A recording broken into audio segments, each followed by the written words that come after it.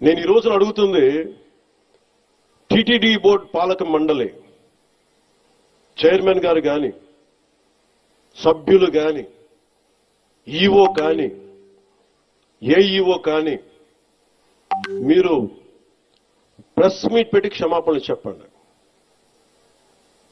నేను క్షమాపణలు చెప్పినప్పుడు మీకు క్షమాపణలు చెప్పడానికి నామోషి ఏంటి? బాధ్యత తీసుకోండి, బాధ్యత తీసుకోవాలి. ఇది చాలా బాధ కలిగించేది. మా సంబంధం లేదంటే ఎట్లా? నా తప్పు కాదంటే రాజు ఏడు చేపలు కదలా, మరి ఎవరు చేస్తారు ఇది? నాకేం సరదా నాకు క్షమాపణలు చెప్పడం? నేను దోషిగా నిలబడాలా ఇలాంటి సంఘటనలో? క్షమాపణ చెప్తే చెప్పడంలో తప్పులేదు. చెప్పినంత మాత్రాన చనిపోయిన వాళ్ళు బతికి రారు కదా. అది అవన్నీ ఎవరో ఏదో మాట్లాడారంటే వాటికన్నిటికీ స్పందించాల్సిన అవసరం లేదు. కాకపోతే తప్పిదం జరిగింది, అది ఎలా జరిగింది, ఎట్లా జరిగింది అనేది ఎంక్వైరీ చేస్తారు. బాధ్యుల మీద కఠినమైన చర్యలు తీసుకుంటారు, అందులో ఏమాత్రం డౌట్ లేదు.